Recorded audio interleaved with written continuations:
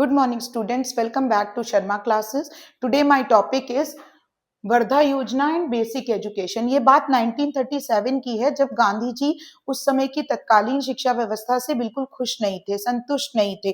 तो उन्होंने इस प्रयास में काफी आर्टिकल्स भी लिखे और इसके अलावा इसी कड़ी में आगे बढ़ते बढ़ते उन्होंने राष्ट्रीय शिक्षा सम्मेलन आयोजित हो रहा था वर्धा में 1937 में। तो उन्होंने ये प्रस्ताव रखा था कि जो भी शिक्षा व्यवस्था की कमियां हैं उसको सुधारा जाए, जो भी कमी उनको नजर आई थी उसको ठीक किया जाए। तो क्योंकि ये वर्धा में आयोजित हुई थी, महाराष्ट्र के वर्धा में, तो इसीलिए इस योजना का नाम वर्धा योजना बेसिक एजुकेशन स्कीम के नाम से जाना जाता है। वर्धा योजना भारत में शिक्षा के क्षेत्र में एक महत्वपूर्ण मील का पत्थर माना जाता है। Wardha scheme of education was an important landmark of Indian education.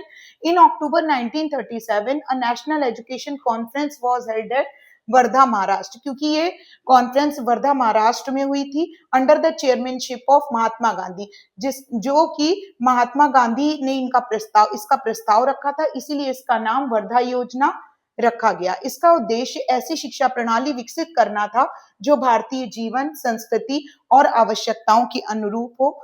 इसके अतिरिक्त इस योजना को आगे बढ़ाने के लिए डॉक्टर जाकिर हुसैन की अध्यक्षता में एक समिति भी बनाई गई थी, जिसे वर्धा शिक्षा समिति के नाम से जाना जाता है।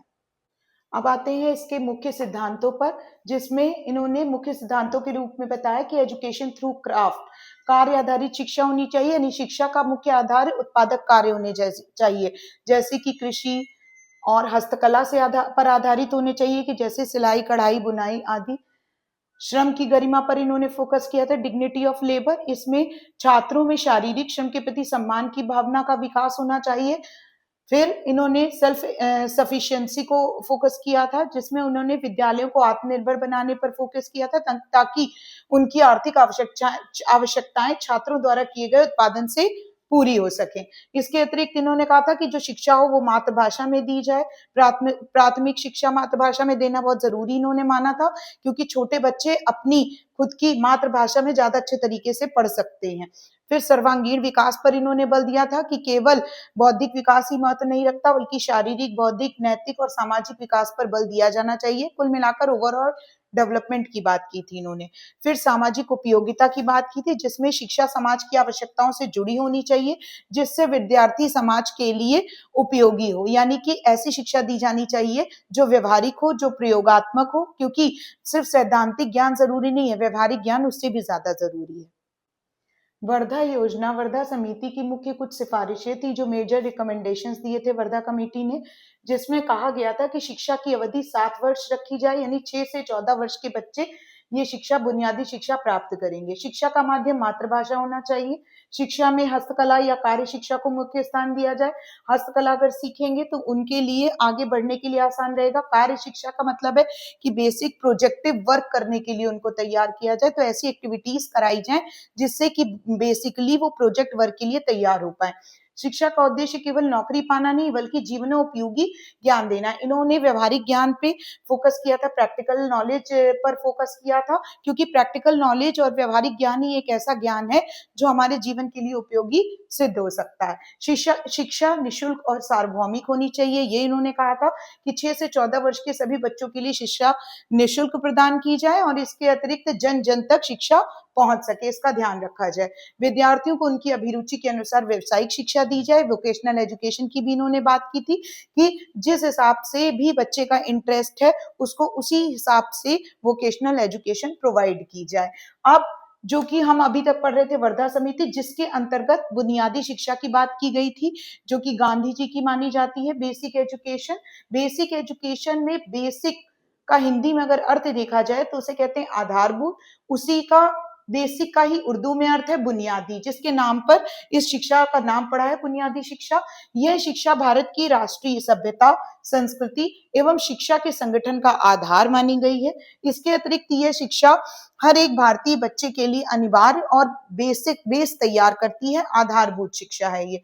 यह शिक्षा सभी नागरिकों को इस तरह का आधारभूत ज्ञान प्रदान करती है जो उन्हें पर्यावरण को बुद्धिमत्तापूर्ण समझने और प्रयोग करने में सहायता प्रदान करती है। ऐसी समझ बच्चे के अंदर विकसित की जाती है बेसिक एजुकेशन के थ्रू, ताकि वो अपने आसपास के इन्वायरमेंट को इंटेलेक्चुअली समझ सके और फिर उसके बाद जो है रिस्पॉन्स दे सके।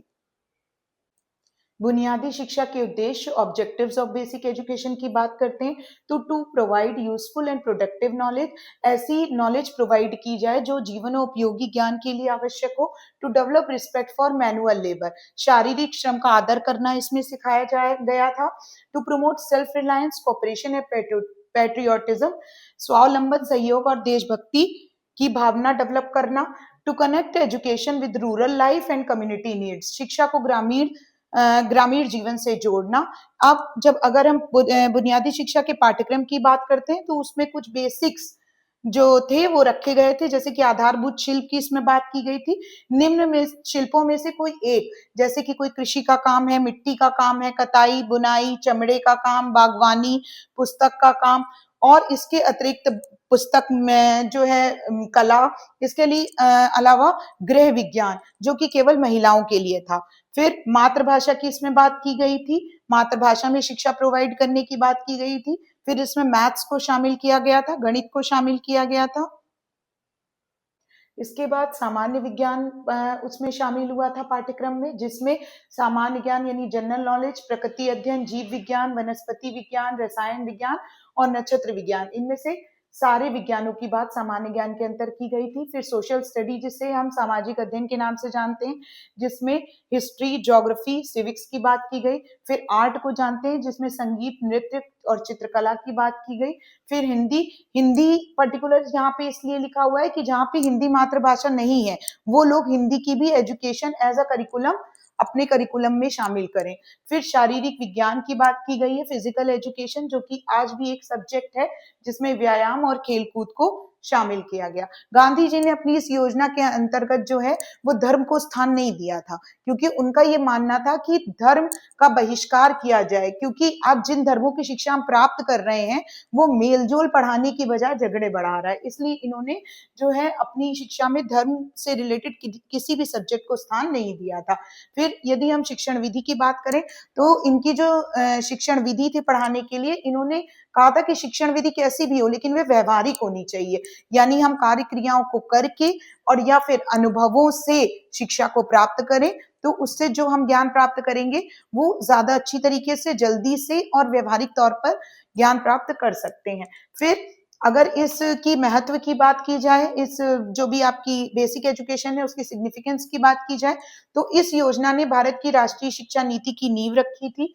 इसने शिक्षा को भारतीय परंपरा और व्यवहारिक जीवन से जोड़ा था, क्योंकि इसमें हम बिहेवियर पूरे प्रैक्टिकल नॉलेज की बात करते हैं। इसीलिए इसमें ये कहा गया है कि इससे ये जो नीति बनी थी, इसने जो भी बच्चे तैयार किए या जो भी पढ़कर निकले उनको व्यवहारिक जीवन से जोड़ा। क्यों? क्योंकि वो आने वाले समय में रोजगार कुशल बन सके।